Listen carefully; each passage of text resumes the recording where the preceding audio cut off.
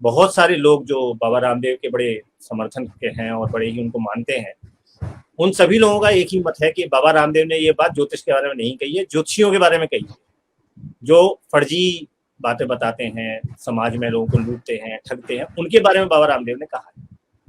मेरा ऐसा मानना है कि बाबा रामदेव ने उनके बारे में तो कहा ही है नेचुरली, लेकिन जो उन्होंने मुहूर्त और काट कला काष्ठा आदि के बारे में जो कहा है वो ज्योतिषी का विषय नहीं है, वो ज्योतिष का विषय है। जो मुहूर्त आदि है वो ज्योतिष का विषय है। अगर वो उसके बारे में टिप्पणी कर रहे हैं तो वो ज्योतिष के बारे में टिप्पणी कर रहे हैं। आप जाकर के मिल लीजिए बाबा रामदेव से, अगर वो मिलने आपको, आप मिल ही नहीं सकते उनसे, क्योंकि उनका लेवल बढ़ चुका है, उनका कद बढ़ चुका है। तो किस वजह से बढ़ा? वो इसी आयुर्वेद ज्ञान की वजह से बढ़ा। अब आयुर्वेद ज्ञान और योग उन्होंने दोनों मिक्स कर दिए। अब वो आयुर्वेद ज्ञानी भी हैं, वो योगाचार्य भी हैं। अब योगाचार्य में वो कराते क्या है? वो आसन कराते हैं, और आसन को उन्होंने योग का नाम दे दिया। पूरी दुनिया में आसनों को ही अब योग कहा जाने लगा है। योग वृत्ति निरोधा तो गया भाड़ में, उसकी तो अब बात ही नहीं करता कोई, है ना। वो चित्त वृत्ति तो निकाल दो, क्या है? बस आसन करो, ये कपालभाति करो, ये प्राणायाम करो और हो गया योग। ये तो योग नहीं है, लेकिन वो इसको इस तरीके से प्रमोट कर रहे हैं कि यही योग है, जो मैं बता रहा हूँ, जो आसन में बता रहा हूँ यही योग है। तो क्या कर रहे हैं? वो भ्रमित कर रहे हैं, उस समाज को भ्रमित कर रहे हैं जो जानता नहीं है, जिसने शास्त्रों को पढ़ा नहीं है। ना वो ज्योतिष के बारे में जानता, ना वो आयुर्वेद के बारे में जानता, ना वो योग के बारे में जानता, वो बेचारा कुछ जानता ही नहीं है। तो अब कोई बड़ा आदमी कुछ कह देता है कि भाई यही योग है, तुम कपालभाति कर रहे हो, बस हो गया योग। तो वो मान लेता है, हाँ भाई ये अब तो मैं योग कर रहा हूँ, रोज सुबह उठ करके मैं योग कर रहा हूँ ऐसा 1 घंटा। आसन को अगर योग का नाम आपने करके प्रचारित कर दिया तो आप बेसिकली समाज में भ्रम पैदा कर रहे हैं। आपको बाबा वो लोग मानते हैं जिन्होंने शास्त्रों का अध्ययन नहीं किया है। मुझे नहीं लगता कि कोई भी ऐसा व्यक्ति जिसने शास्त्रों का अध्ययन किया है उनको बहुत बड़ा ज्ञानी मानेगा, मैं नहीं समझता ऐसा। अगर शास्त्रोक्त बातें नहीं है, वो शास्त्रों से मेल नहीं खाती हैं वो बातें, आप ज्योतिष को सिरे से खराब कर देते हो, जबकि वो वेदांग है। आप वेदों की निंदा करने का पाप कर रहे हो। वेदों की निंदा करने का पाप कितना बड़ा पाप है। वो खुद से थोड़ा अगर अध्ययन कर लेंगे ना, रामचरितमानस की चौपाइयों के अलावा कुछ शास्त्र पढ़ लेंगे इधर उधर के, जैसे उन्होंने तर्क शास्त्र बताया, न्याय शास्त्र बताया, वेदांग बताए। आप खुद थोड़ा अध्ययन कीजिए। आपने क्या अध्ययन किया है? खुद कुछ नहीं किया है। आप तो जो बाबा बता देते हैं वो मान लेते हैं। ऐसे ही एक बाबा जी हैं, वो कबीर भगवान को वेदों में बता देते हैं, कह देते हैं कबीर ही सबसे बड़े भगवान है। तो अब क्या कीजिएगा ऐसे बाबाओं का? लोगों को योग बेच रहे हैं, जबकि वो वास्तव में वो योग नहीं है। जो आयुर्वेद आप बेच रहे हैं, चोले को बेच रहे हैं, वो आयुर्वेद भी नहीं है। तो अगर आप ऐसी छद्म बातें करते हैं और लोग आपको समझ लेते हैं, तो ये आप हो सकता है बहुत बड़े आदमी बन जाए। बहुत लोग बनते हैं बड़े आदमी छद्म बातों से, आप भी बन जाएंगे। कौन सा नया चमत्कार हो जाएगा? कोई बात नहीं है। लेकिन जो शास्त्रों को जानते हैं उनकी नजरों में आपकी छवि वही रहेगी जो एक ना जानकार शास्त्रज्ञ व्यक्ति की होती है, जो कुछ भी अंड बंड बोलता है। रामदेव जी की बात कर लीजिए, तो रामदेव जी क्या कर रहे हैं? रामदेव जी भाई आयुर्वेद है। हमारे यहाँ शास्त्रों में लिखा हुआ है कि आयुर्वेद आचार्य को पैसा नहीं लेना चाहिए, ज्योतिषाचार्य को पैसा नहीं लेना चाहिए। अगर पैसा लेता है तो उतने पैसे का दान कर देना चाहिए, नहीं तो प्रतिग्रह होता है। अगर दान नहीं करेगा, उसको अपने घर में आजीविका में रखेगा तो पाप का भागी बनेगा। ये सब लिखा हुआ है शास्त्रों में। अब अगर कोई आयुर्वेद आचार्य जो है, अगर उसकी फीस ले रहे हैं हजारों रुपए, लाखों रुपए, तो क्या कर रहे हैं बेसिकली? वो भी तो फिर उसी से अपना घर चला रहे हैं। तो घर चला रहे हैं मतलब खुद के लिए भोजन इकट्ठा कर रहे हैं, वही तो कर रहे हैं। तो वो अगर कोई ज्योतिषी कर रहा है तो क्या गलत कर रहा है भाई? ज्योतिषी वही कर रहा है। तो आप किसी को दूसरे को तब आप दोषी ठहरा सकते हैं कि वो ज्योतिषी करके अपना पैसा खा रहा है या कुछ कर रहा है, जब आप वो काम ना कर रहे हैं। और ऐसे अनेकों ज्योतिषी मैंने देखे हैं जो अभी भी पैसा नहीं लेते हैं, करते हैं। आप खुद ही देखिए, कितने पूरे साल भर तक हमें लग रहा है लॉकडाउन में आपने निःशुल्क कुंडलियां देखी हैं। जी, मैंने पूरा अभी भी निःशुल्क ही देखता हूँ। वो तो मेरे पास अब काम इतना है कि अब किसी तरीके से लोगों को रोकना है तो रोकने के लिए क्या करूँ, तो भैया चलो पैसे रख दिए, अब कोई आएगा। वो एक अलग बात है। अभी मैं फ्री ही देखता हूँ। लेकिन वैसे मैं बहुत से ज्योतिषियों को जानता हूँ जो पैसा नहीं लेते हैं, क्योंकि पैसा लेना मना किया हुआ है शास्त्रों में।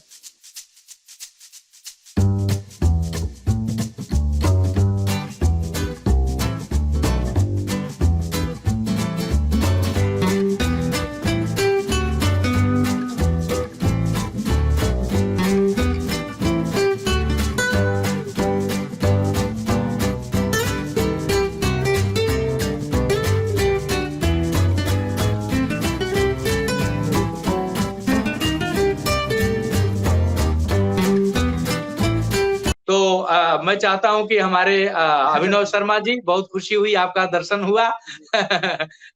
अब बाकी आप सब जो है अपने विचार व्यक्त करें। मेरे अंदर जो है बाबा रामदेव के बोलने से एक अंदर बहुत अजीब सा फील हो रहा था, जिसको हमने निकाल दिया। अब विषय वस्तु पर निकालूंगा कल परसों, ठीक है? तो लगातार आप लोग आइए, हम लोग बात करते हैं। उत्तम, ओ आगे, ठीक है। अच्छा शर्मा जी, आप तो विज्ञान के भी विद्यार्थी हैं और ज्योतिष तो परंपरागत आपके परिवार में है ही जी साक्षात रूप से। जी दैवज्ञ ही आपके परिवार में रहे हैं। जी जी ज्योतिष का काम आप पेशेवर रूप में नहीं करते हैं, लेकिन ज्योतिष का काम आप ऐच्छिक रूप से करते हैं और आपकी जी देखी हुई कुंडलियों से वो संतुष्ट भी खूब रहते हैं। उनका कहना है 90 से 95% तक आपकी जो है भविष्यवाणी, आपका जो फलादेश है वो सही रहता है। जी। तो आप देखिए, ज्योतिष क्या वैज्ञानिक विषय है क्या? अब आपको क्या लगता है कि आप विज्ञान और ज्योतिष दोनों के ही धुरंधर हैं, तो सबसे उत्तम तरीके से आप ही इस विषय पर कह सकते हैं। देखिए, मैं जो चर्चा का विषय है वो है बाबा रामदेव के द्वारा दिया गया स्टेटमेंट, और जो मैंने उनका न्यूज़पेपर में क्लिप देखा है, जो कटिंग पढ़ा है, और उन्होंने जो स्टेटमेंट दिया है उसमें उन्होंने विशेषता जो बोला है वो मुहूर्त, घड़ी, इन सब चीज़ों के बारे में बोला है कि ये सब बेकार की चीज़ें, सब भगवान के हिसाब से चलता है और ज्योतिषी लोग इसके नाम पर लोगों को लूटते हैं। मेरे हिसाब से तो बेसिकली अगर कोई ऐसी बात कहता है तो उसको ज्योतिष का आधा जो होता है वो भी, उसका भी ज्ञान मेरे ख्याल से नहीं है, क्योंकि ज्योतिष जो है वो वेद का अंग है। जैसे आयुर्वेद वेद का अंग है, ऐसे ही ज्योतिष भी वेद का अंग है। अगर कोई आयुर्वेद के बारे में ये कहे कि एलोपैथी बहुत अच्छी पैथी है और इसके अलावा किसी और की जरूरत ही नहीं है और आयुर्वेद तो सब पुराने जमाने की चीजें, इसका मतलब उसको आयुर्वेद के बारे में कुछ नहीं पता। ऐसे ही ज्योतिष के बारे में भी अगर कोई इस तरीके की बात करता है कि घड़ी, मुहूर्त और कला ये सब बेकार की बातें हैं, तो मेरे हिसाब से उसको ज्योतिष के बारे में जरा सी भी जानकारी नहीं है। और ऐसे व्यक्ति, अगर कोई भी व्यक्ति, कोई बहुत पहुंचा हुआ, कोई प्रसिद्ध व्यक्ति है, कोई भी है, मतलब किसी भी बड़ी पोजीशन पे है, वो भी अगर वेदों के बारे में अगर इस तरह का प्रलाप करता है तो मेरे ख्याल से वो निंदनीय है। और अगर हम मुहूर्त आदि की बात करेंगे, और आयुर्वेद से भी इसका गहरा संबंध है। ज्योतिषी को आयुर्वेद आना चाहिए और आयुर्वेद आचार्य को ज्योतिष आना चाहिए, ये अनिवार्य है। ये ऐसी चीज नहीं है कि ठीक है मुझे आयुर्वेद तो आता है पर ज्योतिष नहीं आता है तो भी मैं बहुत बढ़िया आयुर्वेद आचार्य हूँ, ऐसा नहीं है। अगर आपको ज्योतिष की जानकारी नहीं है और आप अपनी दवाइयाँ दे रहे हैं तो वो दवाइयाँ फल असर करेंगी नहीं करेंगी कोई गारंटी नहीं है उस बात की। हमारे यहाँ ये बताया गया है, आयुर्वेद में ही बताया गया है, जो अन्य ग्रंथ हैं आयुर्वेद के उनमें ही बताया गया है कि जब आप औषधि देते हैं किसी को तो ईश्वर का नाम लेकर के देते हैं, ग्रहों की पूजा करके देते हैं, मुहूर्त आदि देख करके देते हैं। जब आप वो सब नहीं देखेंगे तो 10 लोगों को देंगे, हो सकता है 6-7 को फायदा हो जाए, 3 को नुकसान हो जाए, कोई गारंटी नहीं है। तो वो जो नुकसान हो जाए, वो जो फायदा नहीं हो, किस वजह से? जो राजेश्वर आचार्य जी ने बताई कई सारी बातें आयुर्वेद के बारे में कि किसी भी रोग को देखने की बहुत सारी विधियां होती हैं, तो बिल्कुल उनमें से एक है। देखा जाता है किस ग्रह का प्रकोप है, किस ग्रह की अवस्था की वजह से इस प्रकार के रोग हो रहे हैं, उस ग्रह का निदान किया जाना भी आवश्यक है। नहीं तो आप दवाई खाते रहिए। दुनिया एलोपैथी की दवाई खाती है, दुनिया आयुर्वेद की दवाई खाती है, स्वास्थ्य लाभ नहीं होता। तो ऐसा तो है नहीं कि एक चीज की दवाई बस एक ही जगह पर है। अनेकों चीजों में, वेदों के बहुत सारे अंगों में उसके लिए विभिन्न जो है आयाम बताए गए कि ये करने से सम्यक लाभ होगा। ऐसा नहीं कह सकते कि केवल आयुर्वेद से लाभ हो जाएगा, केवल ज्योतिष से लाभ हो जाएगा। आप ज्योतिष के पास चले जाइए, वो आपकी कुंडली देख के बता देगा फलाना ग्रह खराब है, उसकी पूजा कर दो तो आप ठीक हो जाएंगे।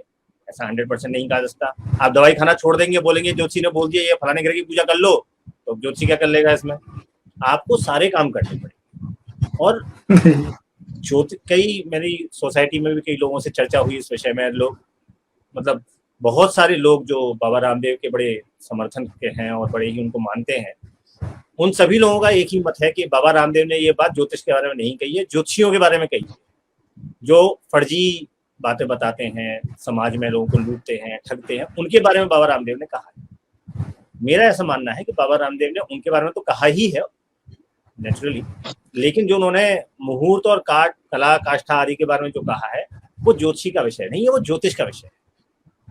जो मुहूर्त आदि है वो ज्योतिष का विषय है। अगर वो उसके बारे में टिप्पणी कर रहे हैं तो वो ज्योतिष के बारे में टिप्पणी कर रहे हैं। अगर वो ये कह रहे हैं कि किसी का मुहूर्त वूर्त की जरूरत नहीं है, भगवान के हिसाब से सब सही है, तो इसका मतलब वो ज्योतिष पे टिप्पणी कर रहे हैं। ज्योतिषी पे तो कर ही रहे हैं। जैसे आपने कहा कि आयुर्वेद के लिए तो बहुत सारे लोग सड़क के किनारे भी अपनी गुमटियां लगाते हैं, तो क्या हम ये बोल रहे हैं आयुर्वेद बेकार है? ऐसा तो नहीं। सभी जगह एलोपैथी में ले लीजिए, एलोपैथी में कुछ डॉक्टर बहुत पहुंचे हुए होते हैं और कुछ डॉक्टरों के यहाँ क्लिनिक में जो है कोई जाता ही नहीं है। कई जगह तो कंपाउंडर और नर्स ही इलाज करती हैं, कहीं तो कई जगह तो गांव वगैरह में कंपाउंडर और नर्स ही डॉक्टर का काम करते हैं। बिल्कुल बिल्कुल बिल्कुल। तो किसी भी एक चीज को लेकर के पूरी प्रणाली को ही गलत बता देना मेरे हिसाब से गलत है। अगर आप ज्योतिषियों के बारे में बोल रहे हैं, आप ये बोलिए कि ज्योतिषी गलत है। ज्योतिषियों ने इसको धंधा बना रखा है, एक विद्या को धंधा बना रखा है, वो एक अलग बात है। अब धंधा तो अब रामदेव जी की बात कर लीजिए, तो रामदेव जी क्या कर रहे हैं?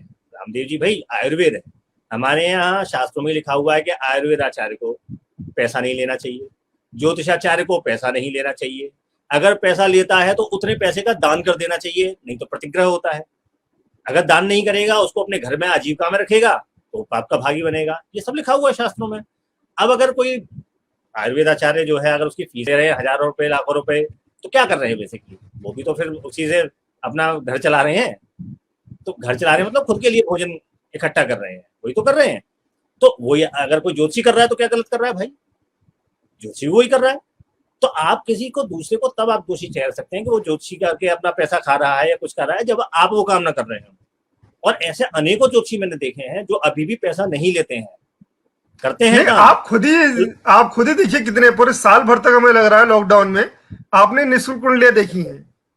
जी, मैंने पूरा अभी भी निःशुल्क ही देखता हूँ। वो तो मेरे पास अब काम इतना है कि अब किसी तरीके से लोगों को रोकना है तो रोकने के लिए क्या करूँ, तो भैया चलो पैसे रख दिए, अब कोई आएगा। वो एक अलग बात है। अभी मैं फ्री ही देखता हूँ। लेकिन ऐसे में बहुत से ज्योतिषियों को जानता हूँ जो पैसा नहीं लेते हैं, क्योंकि पैसा लेना मना किया हुआ है शास्त्रों में, चाहे वो आयुर्वेद के लिए हो, चाहे वो ज्योतिष के लिए हो, किसी भी विद्या के लिए अगर आप बदले में धन लेते हैं। अब आप ही लोग देख लीजिए, आप लोग गुरुकुल के लिए आप लोग इतना काम कर रहे हैं, इतना मेहनत कर रहे हैं, आप लोगों ने उसमें फीस क्या रखी है? आप तो उसको फ्री कराने का प्लान कर रहे हैं ना। तो अगर इस तरीके के काम होता है तो वो समाज के लिए काम होता है। और अगर उस पर कोई पैसा रख ले, 2-2 हजार रुपए 5-5 हजार रुपए लेने लग जाए, तो वो क्या करना है? वो बेसिकली अपना कॉर्पोरेट लेवल बढ़ा रहा है। आज की डेट में बाबा, आप जाकर के मिल लीजिए बाबा रामदेव से, अगर वो मिलने आपको, आप मिल ही नहीं सकते उनसे, क्योंकि उनका लेवल बढ़ चुका है, उनका कद बढ़ चुका है। तो किस वजह से बढ़ा? वो इसी आयुर्वेद ज्ञान की वजह से बढ़ा। अब आयुर्वेद ज्ञान और योग उन्होंने दोनों मिक्स कर दिए। अब वो आयुर्वेद ज्ञानी भी हैं, वो योगाचार्य भी हैं। अब योगाचार्य में वो कराते क्या है? वो आसन कराते हैं, और आसन को उन्होंने योग का नाम दे दिया। पूरी दुनिया में आसनों को ही अब योग कहा जाने लगा है। योग नृत्य निरोधा तो गया भाड़ में, उसकी तो अब बात ही नहीं करता कोई, है ना।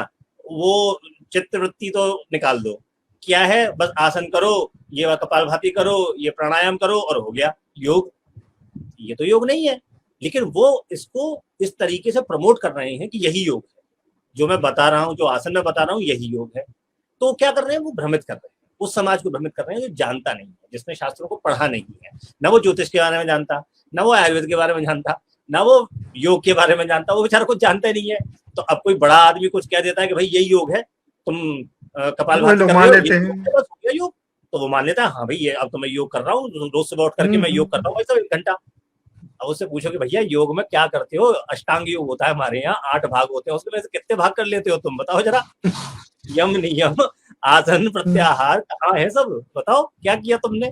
आसन को अगर योग का नाम आपने करके प्रचारित कर दिया तो आप बेसिकली समाज में भ्रम पैदा कर रहे हैं। आपको बाबा वो लोग मानते हैं जिन्होंने शास्त्रों का अध्ययन नहीं किया है। मुझे नहीं लगता कि कोई भी ऐसा व्यक्ति जिसने शास्त्रों का अध्ययन किया है उनको बहुत बड़ा ज्ञानी मानेगा, मैं नहीं समझता ऐसा। और रही बात इस बात की कि आप योग के नाम पर पैसा ले रहे हैं, आप लोग आपको सन्यासी समझ, सन्यासी माने क्या? सन्यासी जो सब कुछ छोड़ चुका है, त्याग चुका है, वो अगर बिजनेस कर रहा है तो सन्यासी नहीं है। ये लोगों में एक भ्रम है। लोगों को सन्यासी का मतलब नहीं पता कि सन्यासी कौन होता है। लोगों को बाबा का मतलब नहीं पता कि बाबा किसे कह सकते हैं।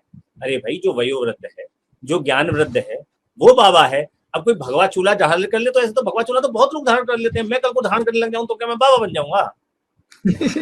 ये जो परिभाषाएं लोगों ने एक्चुअली आम जनता में जनमानस में बसी हुई है, उन परिभाषाओं का कुछ लोग फायदा उठाते हैं, उसके बेसिस पे तो ऊंचे बन जाते हैं। और ऐसे बाबा रामदेव अकेले नहीं है, ऐसे बहुत सारे हैं। कितने लोग जेल में पड़े हुए हैं, कितने लोग जेल से बाहर घूम रहे हैं, कितने लोग जेड श्रेणी की सुरक्षा लेके बैठे हुए हैं। तो इसमें बेसिकली दोष बाबा का नहीं है, समाज की अनभिज्ञता का है। समाज हमारा शास्त्रों से दूर हो चुका है, और शास्त्रों से दूर हो चुका है तो जो बाबा कह देते हैं, बाबा ने कह दिया ज्योतिष बेकार है, ज्योतिष में कुछ मुहूर्त वूर्त नहीं होते, तो वो तुरंत ग्रहण कर लेता, हाँ बाबा ने कह दिया सही कह रहे हैं। ऐसे एक बाबा थे जो बहुत सही कहते थे, पर अब जेल में है। तो बाबाओं की बातों का क्या है? अगर शास्त्रोक्त बातें नहीं है, वो शास्त्रों से मेल नहीं खाती हैं वो बातें, आप ज्योतिष को सिरे से खराब कर देते हो, जबकि वो वेदांग है। आप वेदों की निंदा करने का पाप कर रहे हो। वेदों की निंदा करने का पाप कितना बड़ा पाप है, उसका अगर आप पाप कर रहे हो और अपने आप को बाबा कह रहे हो, सनातन धर्म का युग प्रवर्तक कह रहे हो और पता नहीं क्या क्या कह रहे हो, तो मैं समझता हूँ ये सिर्फ अपने आप को धोखा देने वाली बात है। उन लोगों के लिए अच्छी बातें हैं जो उनके समर्थक हैं, जो उनके ब्लाइंड फॉलोअर्स हैं, उनके लिए बहुत अच्छा हो सकता है। बट मैं समझता हूँ कि ज्योतिष पे इस प्रकार की टीका टिप्पणी, सतही टीका टिप्पणी करना बहुत ही अनुचित है। और सभी लोगों को, जो लोग ये देख रहे हैं, राजेश्वराचार्य जी ने इतनी अच्छी अच्छी बातें बताई हम लोगों को, अगर इन सब चीजों को देख करके उनको सिर्फ इतना समझ में आ जाए कि ये जो बातें हैं ये शास्त्रोक्त नहीं है, वो खुद से थोड़ा अगर अध्ययन कर लेंगे ना, रामचरितमानस की चौपाइयों के अलावा कुछ शास्त्र पढ़ लेंगे इधर उधर के, जैसे उन्होंने तर्क शास्त्र बताया, न्याय शास्त्र बताया, वेदांग बताए, आप खुद थोड़ा अध्ययन कीजिए। आपने क्या अध्ययन किया है? खुद कुछ नहीं किया है। आप तो जो बाबा बता देते हैं वो मान लेते हैं। ऐसे ही एक बाबा जी हैं, वो कबीर भगवान को वेदों में बता देते हैं, कह देते हैं कबीर ये सबसे बड़े भगवान है। तो अब क्या कीजिएगा ऐसे बाबाओं का? सिर पीटने के अलावा कुछ नहीं कर सकते हैं। तो शास्त्रों का बेसिकली मखौल उड़ाने वाली बात है ये। आप वेदों का मखौल उड़ा रहे हैं, आप शास्त्रों का मखौल उड़ा रहे हैं, और उसके बाद भी स्वयं को बाबा, सन्यासी, राष्ट्रवादी और पता नहीं क्या क्या कहते हैं। तो ये समाज के लिए बड़ी ही एक विडंबना है कि ऐसे लोगों को वो अपना नेता, अपना गुरु, अपना आध्यात्मिक गुरु समझ लेते हैं, जो इस लायक ही नहीं। विशेषता मैं नहीं समझता हूँ कि बाबा रामदेव ने ऐसा कोई बहुत चमत्कारिक काम किया है, जैसे राजेश्वराचार्य जी ने बताया कि बेसिकली किया क्या, आयुर्वेद का ज्ञान देकर के धनी तो कमाया उन्होंने। आज उनका जो कॉर्पोरेट सिस्टम पूरा डेवलप किया हुआ है वो किसके बेसिस पे? वो पैसा कहाँ से आया उनके पास? आयुर्वेद को बेच के ही तो आया। अगर वो आयुर्वेद को बेच रहे हैं तो उसमें आयुर्वेद का भला नहीं किया उन्होंने, उन्होंने अपना भला किया। नहीं तो आप बताइए, आयुर्वेद की दवाई कंपनियां कितनी सारी हैं, डाबर भी बनाती है, जंडू भी बनाती है, आपकी ऊंजा भी बनाती है। कितनी, कभी किसी कंपनी के बारे में सुना आपने कि इस कंपनी ने कहा कि मैं प्रबल राष्ट्रवादी हूँ और ये आयुर्वेद का ज्ञान है और अमूल ज्ञान है? कभी किसी कंपनी के मालिक को जानते हैं आप? लेकिन आप पतंजलि के मालिक को जानते हैं। क्यों? कि वो सुबह शाम टीवी पे आते रहते हैं, रोज सुबह प्रचार करते रहते हैं, इसलिए आप जानते हैं। तो आप बेसिकली बेच रहे हैं आयुर्वेद, लोगों को योग बेच रहे हैं, जबकि वो वास्तव में वो योग नहीं है। जो आयुर्वेद आप बेच रहे हैं, चोले को बेच रहे हैं, आयुर्वेद भी नहीं है। तो अगर आप ऐसी छद्म बातें करते हैं और लोग आपको समझ लेते हैं, तो ये आप हो सकता है बहुत बड़े आदमी बन जाए। बहुत लोग बनते हैं बड़े आदमी छद्म बातों से, आप भी बन जाएंगे, कौन सा नया चमत्कार हो जाएगा, कोई बात नहीं है। लेकिन जो शास्त्रों को जानते हैं उनकी नजरों में आपकी छवि वही रहेगी जो एक ना जानकार शास्त्रज्ञ व्यक्ति की होती है, जो कुछ भी अंड बंड बोलता है। मेरे हिसाब से अगर मैं, आपने जो बात कही आखिरी बात की विज्ञान से कितना मैच करता है, उस पर अगर मैं बात करूं तो विज्ञान जो होता है, विज्ञान के बारे में बड़ी अवधारणा लोगों की बड़ी गलत है, खासतौर से उन लोगों की जो विज्ञान को भी ढंग से नहीं जानते हैं। विज्ञान क्या है? विज्ञान बेसिकली किसी भी फिलॉसफी को प्रैक्टिकल करके देखता है। कोई चीज पहले फिलॉसफी होती है कि सारे ग्रह ऐसे ऐसे चक्कर काट रहे हैं, एक मॉडल डेवलप किया गया, फिर उस मॉडल को बनाया गया, एक फिलॉसफी दी गई, फिलॉसफी के बाद उसको बनाया गया, उस मॉडल को डेवलप किया गया, फिर उस पर इफ्स एंड बट्स क्रिएट करे, उस पर क्वेश्चन आंसर्स हुए और फिर उसको एक थ्योरी बनाई गई। ये विज्ञान का काम होता है, और फिर उसको चीजों से, प्रैक्टिकल चीजों से मैच किया जाता है। विज्ञान होता है। ज्योतिष में क्या है? ज्योतिष में भी ऐसे ही है। ज्योतिष में क्या होता है कि भाई मैं आपके बारे में बता रहा हूं, अब मैं कह रहा हूं कि आपका एक्सीडेंट हुआ होगा और आप कह रहे हो मेरा एक्सीडेंट नहीं हुआ, तो मतलब बात गलत हो गई, वो बात फिक्स ही नहीं हुई। एक फिलॉसफी दी किसी ऋषि ने, वो अपनी पुस्तक में लिखी, उनके किसी शिष्य ने, वो पुस्तक पढ़ करके हमने कुछ कहा और वो मैच नहीं करा, मतलब वो गलत हो गई। लेकिन अगर वो चीज 90% मैच कर रही है तो क्या है? वो एक फिलॉसफी है उसका एक मॉडल है और उसको लोगों पे चेक किया गया, 90% लोगों पे वो ठीक बैठ रही है, 10% पे नहीं बैठ रही है, तो 90% वाली बात मान ली जाएगी। हो गया विज्ञान। विज्ञान यही तो होता है। विज्ञान माने क्या? लॉजिक, तर्क। तर्क शास्त्र पूरा वेदों का अंग है। तो जब हम लॉजिक की बात करेंगे, भाई मैंने 10 लोगों की कुंडली देखी, 10 में से 9 में ये बात फिट बैठ रही है, बात खत्म हो गई। अगर आप बोलेंगे कोरोना की वैक्सीन है, कोरोना की वैक्सीन 80% जो है सक्सेसफुल है, 20% सक्सेसफुल है, तो क्या आप उसे विज्ञान नहीं मानेंगे? आप उसे विज्ञान मानेंगे ना, भले 80% सक्सेसफुल है। तो ऐसे ही ज्योतिष को आप जो है कपूल कल्पित कैसे कह सकते हैं भाई? ज्योतिष भी जो है, अगर वो 90 लोगों पे बैठ रहा है, ठीक, आप पढ़ो, पढ़ के खुद करके देखो, अगर गलत जाए तो गलत है, सही जाए तो सही है, इसमें दिक्कत क्या है? प्रैक्टिकल करके देख लो। लेकिन लोग चाहते क्या है, मैं 4 किताब पढ़ लूं और मेरी बात जो है ब्रह्म वाक्य की तरह से निकलनी शुरू हो जाए। ऐसा तो संभव नहीं है। जैसे एक वैद्य को अपनी दवाई देने से पहले रोग की पूरी पड़ताल करनी पड़ती है, ऐसे ही ज्योतिषी को करनी पड़ती है जहाँ तक की पूरी पड़ताल। अगर आप वो नहीं सीख पाएंगे तो आप सही नहीं बता पाएंगे। ऐसे ही अगर वैद्य जो है वो अपना ठीक से पेशेंट को नहीं देखेगा, वो ठीक से दवा नहीं दे पाएगा। तो अगर इलाज गलत हुआ या ज्योतिषी ने गलत बात कही, तो इसमें किसकी नुकसान है? उस ज्योतिषी का, उस वैद्य का नुकसान है। ज्योतिष विद्या का या उस आयुर्वेद का कोई हानि नहीं है उसमें, ना उसके कोई दोष है उसमें, पढ़ने वाले का दोष है उसमें। तो अगर विज्ञान जो है, विज्ञान वही है जो चीजों पे फिट बैठ जाए। ऐसे बहुत सारे ज्योतिषी हैं जो अध्ययन करते हैं, हजारों कुंडलियां बांचनी पड़ती हैं, हजारों पेशेंट देखने पड़ते हैं। एक डॉक्टर जो एलोपैथी पास करता है, जब स्टूडेंट होता है उस टाइम पे हजारों पेशेंट्स को देखता है, तब जाकर के वो अपनी प्रैक्टिस कर पाता है, नहीं तो प्रैक्टिस नहीं कर सकता। लेकिन ज्योतिषी में आदमी ये सोचता है, जो नए नए ज्योतिषी होते हैं, जो पैसा कमाना चाहते हैं, वो ये सोचते हैं कि भाई मैं बस किताब पढ़ ली मैंने, अब जो मैं बोलना शुरू कर दूं उससे पैसा आने लग जाए और मेरी बात सही होने लग जाए। ऐसा नहीं होता। हजारों पेशेंट जो है जातक देखने पड़ते हैं, तब जाकर के आपका वो अध्ययन, वो चीज फलित होनी शुरू होती है, तब आपका एक्सपीरियंस बनता है उस चीज से, तब आप उस चीज को बोल सकते हैं। तो समस्या कहाँ है? समस्या है एक्सपीरियंस की। ना आपको एक्सपीरियंस वैद्य मिलते हैं मार्केट में, ना आपको एक्सपीरियंस ज्योतिषी मिलते हैं मार्केट में। नहीं मिलते हैं तो आप बाबाओं के चक्कर में फंसते हैं, आप फर्जी ज्योतिषियों के चक्कर में फंसते हैं जिनका खुद का कोई एक्सपीरियंस नहीं है, और फिर आप कहते हैं कि ये विद्या ही गलत है। अरे विद्या गलत नहीं है, जो उसका स्टूडेंट है वो गलत है, जो उसको पढ़ रहा है वो गलत है। विद्या का क्या दोष है इसमें? कल को आप किसी को बोलो, 6ठी क्लास के बच्चे को बोल दो कि धरती सूरज के चारों तरफ घूमती है, वो याद कर लेगा, फिर बाद में बोलोगे क्या गलत है। ऐसे नहीं होता है ना भाई। आपको सही शिक्षा जो है, अगर शिक्षा सही तरीके से आपने ली है और उसका प्रैक्टिकल एक्सपीरियंस किया हुआ है, तो वही सही बैठेगी। विज्ञान सिर्फ इसी का नाम है, फिलॉसफी, मॉडल, प्रैक्टिकल, बस यही चलता है विज्ञान में, और यही हमारे शास्त्रों में चलता है। तर्कशास्त्र, हमारे जो है ज्योतिष है, आयुर्वेद है, ये सब प्रैक्टिकल चीजें हैं, सब प्रैक्टिकल करके देखी गई हैं, हजारों लोगों पे, करोड़ों लोगों पे देखी गई हैं, तब जाकर के ये चीजों का अस्तित्व बना हुआ है आज तक, हजारों लाखों साल बाद भी। आपका एलोपैथी है, आपका कोई और चीज है, इनका अस्तित्व कितना पुराना है? जब से मशीन आई है तब से पुराना है, क्योंकि वो प्रैक्टिकल करने लगे उस चीज पे, तब से उनका। आप हिस्ट्री देख लीजिए, पहली एक्सरे मशीन 1950 में बनी थी, तो क्या उससे पहले गर्भ में बच्चे की स्थिति नहीं पता थी? भागवत पुराण उठा करके देख लीजिए, एक एक महीने की, एक एक हफ्ते की डिटेल दे रखी है उसमें कि बच्चे की स्थिति कैसी होती है। तब तो अल्ट्रासाउंड मशीन नहीं थी, कैसे पता चल गई थी? चरक संहिता देख लीजिए, सुश्रुत संहिता देख लीजिए, क्या बच्चे की स्थिति के बारे में नहीं लिखा हुआ है? कौन सी अल्ट्रासाउंड मशीन लगा ली थी उन्होंने वहां पे? तो ये सब व्यर्थ बातें हैं। लोग समझते हैं कि विज्ञान सिर्फ उतना ही जितना मशीनों से होता है। मशीनें तो पिछले 100 साल में डेवलप हुई हैं, उससे पहले तो मशीन थी नहीं। तो हमारा जो शास्त्र है वो मशीनों के गुलाम नहीं है।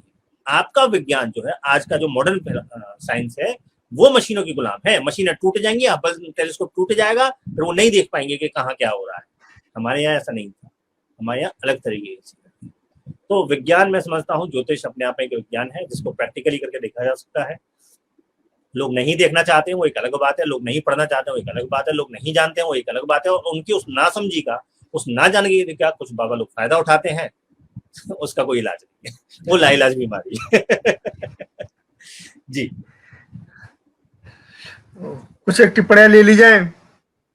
विपिन त्रिपाठी जी नमो नमः कर रहे हैं, पंडित हिमांशु थपलियाल जी हैं, नमस्कार कर रहे हैं, नितिन स्थापक गुरु जी हैं, और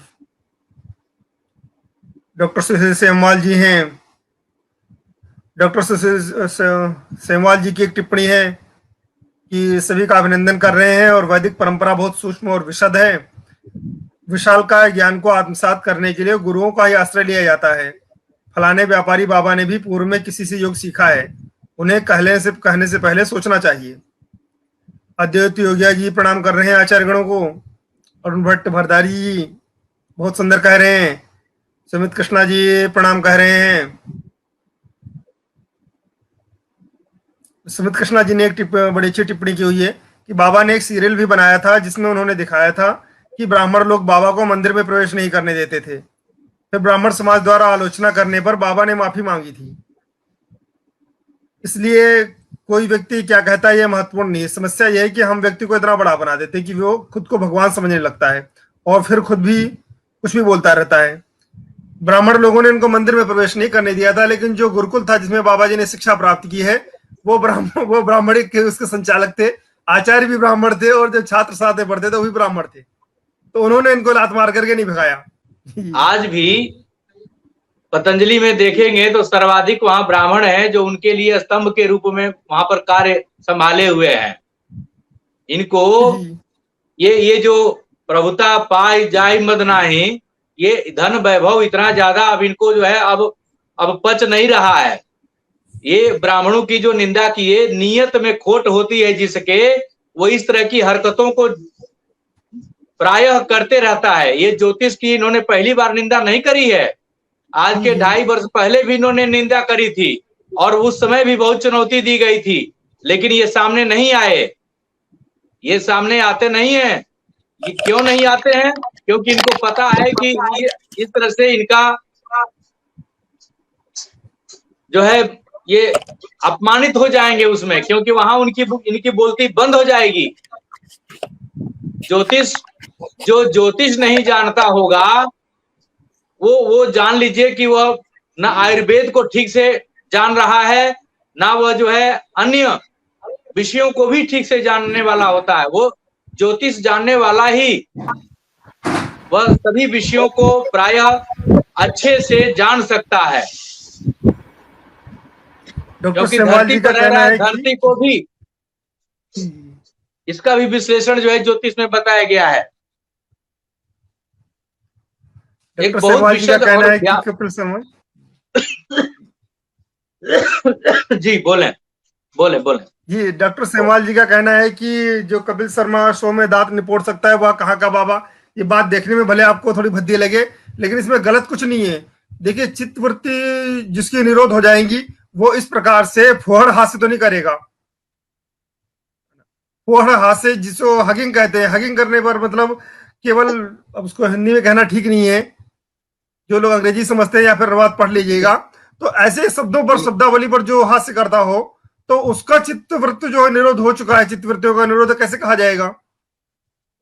ये देखिए, आप ये जानिए कि ध्यान साधना या योग चित्तवृत्ति निरोधा, चित्तवृत्तियों का जो है लक्षण जब घटित होता है तो मनुष्य के जो स्वभाव होते हैं वो रामदेव जैसे स्वभाव नहीं होते हैं। वो चंचल चित्त का स्वभाव रामदेव में है, और जिसका चंचल चित्त हो जाए, मन जिसका चंचल हो जाए, वह जो है अंड बंड बोलेगा ही बोलेगा।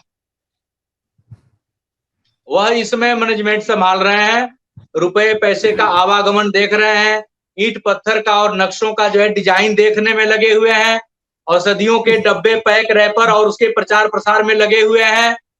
आइए, ऐसे करने में जो 24 घंटे जिसका समय व्यतीत हो जाता हो, वो क्या योग करेगा और क्या जो है करेगा, क्या कैसे जो है भगवत भक्ति करेगा। ये भगवत भक्ति से च्युत हो चुके हैं, इसलिए अंड बंड बोल रहे हैं। यदि भगवत भक्ति में उनका मन चित्त रहता तो ये अंड बंड नहीं बोलते, क्योंकि जितने भी महापुरुष हुए हैं सबने ज्योतिष को जो है सम्मान दिया है। ज्योतिष पर इतने अनुसंधान हुए हैं कि उतने अनुसंधान अन्य विषयों में नहीं हुए हैं। और कवि योगी सूर्यनाथ जी कह रहे हैं कि बहुत सुंदर और आवश्यक जानकारियां। सुमित्र कृष्ण जी ने एक टिप्पणी की हुई है, आयुर्वेद का ठेका बाबा ने नहीं ले रखा है। आयुर्वेद के नाम पर बाबा पैसे ही कमा रहे हैं। पतंजलि के डॉक्टर ही स्वयं कहते हैं कि उनकी दवाइयां महंगी और उतनी अच्छी भी नहीं है, परंतु उनकी मजबूरी है कि उन्हें पतंजलि की दवाइयां ही लिखनी पड़ती हैं। और आयुर्वेद योग प्राणायाम करते बाबा ने अपने पतंजलि नूडल्स निकाल दिए, फटी हुई जीन्स निकाल दी। डांस के नाम पर अश्लीलता परोसने वाले रियलिटी शो भी पतंजलि द्वारा स्पॉन्सर किए जाते हैं। और डॉक्टर सेमवाल जी कह रहे हैं कि ब्राह्मणों के हक का खाने वाले ब्राह्मणों को आंख दिखा रहे हैं। आपका कहना है कि उनके पास आयुर्वेद की डिग्री भी नहीं है। खैर, ये बात तो सही है। और श्वेत केतु आयोग जी किसी बात पर कह रहे हैं कि अवश्य उद्घाटित कर दीजिए, तो हम लोगों ने लगभग मुख्यतः सारे विषयों का उद्घाटन कर दिया है। श्वेत केतु जी का कहना है कि टीवी धारावाहिकों पर भी कुछ अवश्य कहा जाए। अब यह एक अलग विषय है और विस्तृत विषय है, इस पर हम लोग फिर पुनः कभी चर्चा करेंगे। विषय बहुत आगे महत्वपूर्ण हम है। लोग डॉक्टर राजेश जी, आगे हम लोग एक, आज तो देखिए जो दुख था उसकी भड़ास निकली है। जी अब हम लोग विषय वस्तु पर जो है केंद्रित होकर के और आगे जो है रोगों के समाधान पर व्रतों का क्या योगदान है और तिथियों का, मुहूर्तों का, विशिष्ट विशिष्ट मुहूर्तों का क्या योगदान है, इन विषयों पर जो है विषयगत वार्ता करेंगे। इसमें रामदेव की जो भ्रांति है, ये जो आदमी जिसका मस्तिष्क सरक गया हो वो बोल रहा है, बोलते जाएगा। अब वन वे हो गया है। हम लोगों की बात उस तक पहुंचेगी कि नहीं पहुंचेगी, उसमें सुधार होगा कि नहीं होगा, वह ये तो नहीं कहा जा सकता। लेकिन ये जरूर है कि रामदेव का जो अब जो भाव बढ़ा हुआ है वह हम लोगों के नजरों से अब गिर चुका है और ऐसे लाखों करोड़ों लोगों के मन से जो है उनके प्रति जो आस्था है, भावना है, वह गिरती जा रही है। ये ब्रजेश कुमार मिश्र जी की एक व्यंग्यात्मक टिप्पणी की बाबा खुद मुहूर्त के जानकार हैं और मुहूर्त देखकर ही बात कहते हैं। कोरोना का मुहूर्त देखकर ही उन्होंने आईएमए के खिलाफ बयान दिया, तभी उसको रिस्पांस मिला, नहीं तो अन्य मुहूर्त में कोई रिस्पांस ही नहीं करता। ऐसा बयान देते तो कोई देखता ही नहीं। तो जो ज्योतिष पर इन्होंने अंड बंड बोला है उसके लिए मुहूर्त नहीं देखा क्या? हाँ, वो गलत मुहूर्त पर देख गए। ये लग रहा है कि यहाँ मुहूर्त नहीं देखा, गलत मुहूर्त पे बोल दिया। बीच में एक धीरज निगम जी से काफी चर्चा हुई, ये रामदेव जी के समर्थक हैं। इनका तो इन्होंने पहले टिप्पणी की कि वैदिक ज्योतिष से ये धंधेबाज ज्योतिष भटक चुके हैं और सिर्फ मिथ्या प्रचार के अलावा कुछ नहीं है, एक भी रोगी को ठीक नहीं कर सकता। तो इनको हमने कहा कि अगर आप बीमार है तो आ जाइए, आपका कुंडली देखकर सर्तिया इलाज किया जाएगा। तो देखिए, बाबा के समर्थक तो हम लोग भी रहे, लेकिन आज बाबा के अब समर्थन, अब अंदर जो है दुख हुआ है कि अब ये बाबा के लिए हमारे जैसे लाखों समर्थक, मतलब बाबा को जो प्रशंसा करते थे, जी अब सब बंद कर दिए। अब बाबा की प्रशंसा तो हमारे मुंह से नहीं होगी। आगे उन्होंने लिखा कि मैं समझ में आ चुका हूँ, विधि का विधान जो है वो टाला नहीं जा सकता। तो हमने कहा कि विधि का विधान पढ़ा भी नहीं जा सकता क्या? तो इन्होंने कहा कि जी बिल्कुल, विधि का विधान पढ़ा भी नहीं जा सकता, उसे टाला भी नहीं जा सकता। तो हमने उसमें लिखा कि अनपढ़ लोग तो का से कबूतर भी नहीं पढ़ सकते, उनके लिए तो सब कालाक्षर भैंस बराबर होता है। जो विद्या हमने कभी सीखी नहीं है, पढ़ाई नहीं है, अनपढ़ आदमी है, तो वो तो कुछ नहीं, लिपि भी नहीं पढ़ सकता, अक्षर भी नहीं पढ़ सकता। तो ऐसे जिसको ज्योतिष का ज्ञान नहीं है तो विधि का विधान कैसे पढ़ेगा? देखिए, विधि के विधानों में ही उपाय है और उन्हीं उपायों से विधि के विधान में परिवर्तन आता है। विधि के विधान में ही उपाय होते हैं। यदि एक सामान्य बात में देखिए, तो जिसने ताला बनाया है उसने चाबी भी बनाई है और उसी चाबी से बंद किया जाता है तो उसी चाबी से खोला जाता है। विधि के विधान में यदि संकट है, दुख है, तो उस संकट और दुख का विधि के विधान में ही निवारण भी है। तो उस निवारणों के कारण विधि के विधानों में परिवर्तन आता है। 18 साल नहीं ढूंढ पाओगे और 18 साल के बाद अपनी शादी खुद आ जाएगा। तो विधि के विधान में ही ये परिवर्तन आते हैं। आध्यात्मिक विद्याओं के द्वारा, आध्यात्मिक विद्याओं के द्वारा, साधनाओं के द्वारा विधि का विधान ही जानने का प्रयास किया जाता है। भौतिक विज्ञान वही मशीनों के द्वारा प्रयास करता है और हमारे यहाँ वही आध्यात्म के द्वारा, साधनाओं के द्वारा किया गया है। देखिए, विधि के विधान ने विधि के विधान ने तिल खेत से पैदा कर दिया और कहा कि अब इसको तुम अपने विधान से पेर लो, तेल निकाल लो। हाँ, 18 साल नहीं ढूंढ पाए।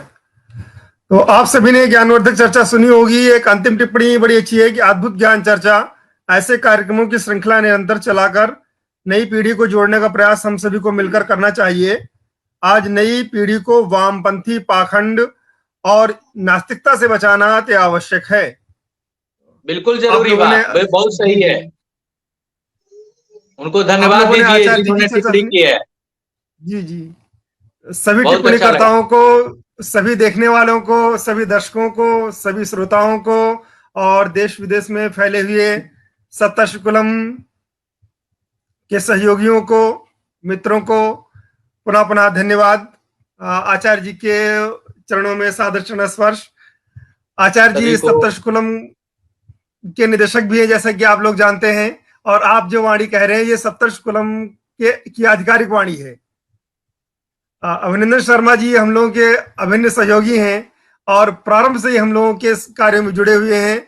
हर एक कार्य में, हमारे हर एक आंदोलन में, आयोजन में बढ़ चढ़कर हमारा सहयोग करते रहते हैं, वैचारिक रूप से और भौतिक रूप से भी। तो अभिनंदन शर्मा जी का पुनः पुनः धन्यवाद।